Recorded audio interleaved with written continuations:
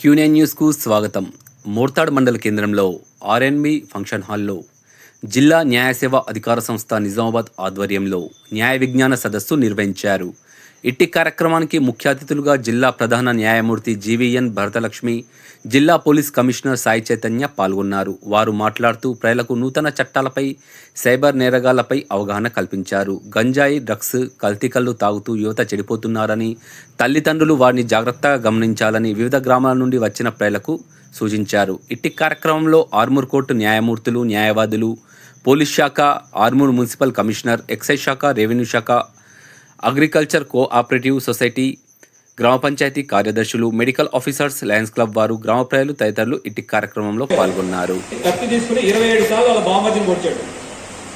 27 సార్లు కొట్టాడు. ఎందుకు? డ్రగ్స్ మత్తులో పడిపోవడం వల్ల. ఈ డ్రగ్స్ ఏం చేస్తుందంటే మనం మనిషి అనే విషయాన్ని మర్చిపోతుంది. పొడిచే వ్యక్తికి అసలు అతని దగ్గర పొడిస్తే చచ్చిపోతాడనే జ్ఞానం కూడా లేకుండా పోయింది. అటువంటి పరిస్థితుల్లో ఉంటాం. ఈ డ్రగ్స్ అనే దాని మీద యుద్ధం చేయాలి అంటే పోలీసు ఒకటి, లేదంటే ఒక మీడియాను, లేదంటే ఒకరి వల్ల అవ్వదు. మీ అందరి సహాయం కావాలి. మీ అందరి సహాయం ఉంటేనే మనం ఈ డ్రగ్స్ మీద గెలవగలుగుతాం. ఇంతకుముందు నక్సలైజం కూడా వచ్చింది, బాగా పీడించింది. అప్పుడు కూడా ప్రజలందరి సహాయంతోనే మనం గెలవగలిగాం నక్సలిజం పైన. ఇప్పుడు ఈ డ్రగ్స్ అనే మహమ్మారి మీద కూడా గెలవాలి అంటే మీ అందరి సహాయం తప్పకుండా కావాలి. ఇంకా సైబర్ అవేర్నెస్, ఇంకా మీకు ఫోన్లో వస్తూ ఉంటాయి, మీకు ఇంత లాటరీ దొరికింది, లేదంటే మీకు ఈ పథకంలో మీకు డబ్బులు వస్తాయి, ఈ పథకంలో మీకు లోన్ వచ్చింది, మీకు నంబర్ వస్తే చెప్పండి అని. ఇటువంటి ఫోన్లకి మీరు రెస్పాండ్ అవ్వకండి. చాలామంది టీచర్స్ కూడా వాళ్ళ యొక్క పెన్షన్ డబ్బులన్నీ ఇట్లాగా ఫోన్లో అతను నంబర్ అడగని నంబర్ ఇవ్వడం వల్ల బ్యాంకులో ఉన్న డబ్బులన్నీ పోగొట్టుకున్నారు. అటువంటి వాటికి వెళ్లకుండా ఉండాలి అంటే మనం ఏం చేసుకోవాలి?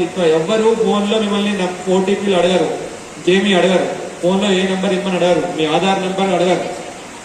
సో మీరు ఎప్పుడూ చెప్పకండి, అది చాలా ఇంపార్టెంట్. ఇంకొక ఇష్యూ, మొబైల్ ఫోన్లో వస్తుంది, వాట్సాప్లో వచ్చింది, ఫార్వర్డ్ చేసేస్తున్నారు. ఒక మతం పేరు మీద కానీ, కులం పేరు మీద కానీ ద్వేషిస్తూ ఏమైనా మెసేజ్ వస్తే తెలుసుకోకుండా ఎవరైనా ఫార్వర్డ్ చేస్తే వాళ్ళ మీద కూడా కేసు అవుతుంది. అందరూ గుర్తుపెట్టుకోండి.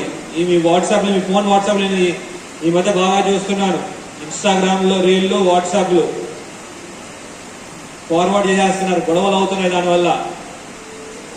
నేను ఇంకా ఏం చేస్తానంటే నెక్స్ట్ టైం ఎవరైనా గొడవ అయితే ఎవరెవరు ఆ మెసేజ్ పంపించారో అందరినీ తీసుకొస్తాం. ఇందల్వాయి మండలంలో గ్రామంలో ఇదే జరిగితే మెసేజ్ ఫార్వర్డ్ చేసిన 27 మంది మీద కేసు అయింది. సో ఎవరైనా ఇటువంటి తప్పుడు మెసేజ్లు కానీ ద్వేషిస్తూ ఏమైనా మెసేజ్లు ఫార్వర్డ్ చేసే ముందు 1-2 సార్లు ఆలోచించుకోండి. మీ వల్ల గొడవలు అవుతున్నాయి, దానివల్ల గొడవలు అయ్యే ఛాన్సెస్ ఉన్నాయి. మనం మన దగ్గర నుంచి ఏమైనా సమాచారం వేరే వాళ్ళకి చెప్తున్నాం అంటే మంచి సమాచారం, మంచి జరిగినట్టు చెప్పాలి. ప్రాబ్లమ్స్ రావు. ప్రాబ్లం ఎప్పుడు వస్తుంది? పెళ్ళయ్యాక మొదలవుతాయి.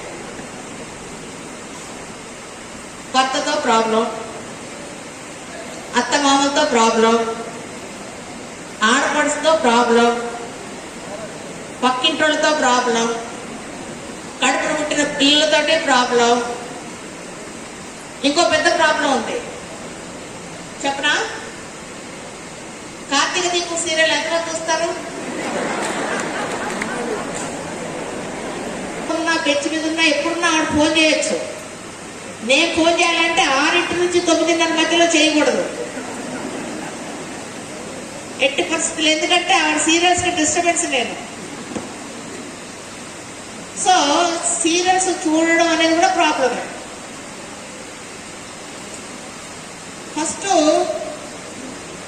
మనందరికీ బాగా తెలిసిన విషయాలు, మొగోళ్ళ మీద అంటే భర్తల మీద కానీ, అత్తమామల మీద కానీ, ఆడపడుచుల మీద కానీ ఏదైనా ప్రాబ్లం వస్తే, ప్రాబ్లం లేకుండా ఎవరు పోలీస్ స్టేషన్ ఎక్కాలని అనుకోరు. పోలీస్ స్టేషన్కి, హాస్పిటల్కి, కోర్టుకి ఎవ్వరు వెళ్ళాలని అనుకోరు, గుడికి మాత్రం అందరూ వెళ్ళాలని అనుకుంటారు. సో ప్రాబ్లం వచ్చింది అనుకోండి, మీకు అందరికీ తెలిసిన సెక్షన్స్ 498A విన్నారా? గృహహింస చట్టం విన్నారా? తర్వాత మనోవర్తి కేసులు విన్నారా? ఇవన్నీ నాకంటే మీకే ఎక్కువ బాగా తెలుసు. ఎందుకంటే ఇప్పుడు ప్రతి వాళ్ళు కూడా ఏ చిన్న తగాదా వచ్చినా లేకపోతే పెద్ద తగాదా వచ్చినా కానీ వరకట్న వేధింపుల కేసు అని, గృహహింస చట్టం అని, లేకపోతే భర్త దగ్గర నుంచి భరణం కోరడం అని ఈ కేసులు వేస్తున్నారు. ఫస్ట్ మనకోండి, సో ఈ కేసులలో పడి మనం కొట్లాడుతూ ఉండాలి. అంతకుముందు మనం ఏం చేయాలి? ఈ ఇట్లాంటి కష్టాలన్నీ పెళ్లి చేసుకుంటే మనకు వస్తాయని ముందే పసిగట్టి, ఇప్పుడు వర్షాలు వస్తున్నాయి, వరదలు వస్తాయేమోనని ముందు జాగ్రత్త చర్యలు తీసుకుంటారు కదా. కరోనా వచ్చింది, అందరూ ఇది మాస్కులు పెట్టుకొని తిరిగారు కదా. ఎందుకని? ముందు జాగ్రత్త చర్యలు. కాబట్టి పెళ్లిలో మీకు వచ్చే ప్రాబ్లమ్స్ కూడా ముందు జాగ్రత్త చర్యలు తీసుకోవచ్చు. ఎట్లా తీసుకోవచ్చు? మీ పిల్లల్ని మీరు బాగా చదివించాలి. కాన్వెంట్లలోనే చదివించాలని రూల్ ఏం లేదు, గవర్నమెంట్ స్కూళ్ళలో కూడా చదివించవచ్చు. గవర్నమెంట్ కాలేజెస్ ఉన్నాయి. మీ పిల్లలు బాగా చదివితే మెరిట్ స్కాలర్షిప్స్ కూడా వస్తాయి. అమ్మాయి పుష్పవతి అయింది కదా, 12 ఏళ్ళకి 14 ఏళ్ళకి పెళ్లి చేసేసి గుండెల మీద కుక్కటో బరువో గ్యాస్ బండో ఏదో దించుకోవాలని మీరు అనుకోవద్దు. మీరు అలాగా చదువు సంధ్య లేకుండా అమ్మాయికి పెళ్లి చేస్తే రేపు అక్కడ తేడా వచ్చింది అనుకోండి, అత్తారింటి కడ మొత్తం మళ్ళీ మీ మెడకు చుట్టుకొని జీవితాంతం మీ చుట్టే ఉంటుంది. అలా చేయొద్దు అని అంటే అమ్మాయిల్ని బాగా చదివించండి. వాళ్ళకి ఏదో ఒక ఉద్యోగం వస్తుంది, వాళ్ళ కాళ్ళ మీద వాళ్ళు ఆడవాళ్ళు తలుచుకుంటే ఏమైనా చేస్తారు. సో ముందు మీ పిల్లల్ని బాగా చదివించండి. చెడు అలవాట్లకు బానిస అవుతున్నారా, ఇంకేమైనా జరుగుతుందా, మీరు జాగ్రత్తగా గమనించుకోవాలి. వంట అయిపోయిందా, 1 గంటలో వంట చేసేసామా, తర్వాత టైం అంతా ఖాళీ టీవీ ముందు కూర్చున్నామా అంటే కుదరదు. టీవీ అనేది ఒక వినోదం మాత్రమే, కానీ అది జీవితం కాదు. సో పెద్ద పెద్ద సీరియల్స్ అవేమన్నా 1 సంవత్సరం నడిచే సీరియల్స్ కూడా కాదు. స్త్రీ కింద మళ్ళీ హాస్పిటల్లో చేస్తారు ఆరోగ్యం కోసం. సో ఆరోగ్యం చేతిలో ఉన్నప్పుడే మనం దాన్ని కాపాడుకోవాలా. పోయినాక మనము ఎట్టి పరిస్థితుల్లో కాపాడుకోలేదు. మనం ఒక్కళ్ళమే కాదు కదా, మన మీద భర్త ఆధారపడి ఉన్నాడు, పిల్లలు ఆధారపడి ఉన్నారు, అత్తమామలు ఉన్నారు, తల్లిదండ్రులు ఉంటారు, తోడబుట్టిన వాళ్ళు ఉంటారు. సో మీకు ఏదైనా కష్టం వస్తే అందరికీ కష్టం వచ్చినట్టే. సో మీరు జాగ్రత్తగా ఉండండి. ఇంటికి ఇల్లాలు, ఇంటికి దీపం ఇల్లాలు అన్నారు. మీరేదన్నా ఇట్లాంటి కష్టాలు కొని తెచ్చుకుంటే ఇంట్లో దీపం లేదనుకోండి, ఇల్లంతా చీకటి అవుతుంది.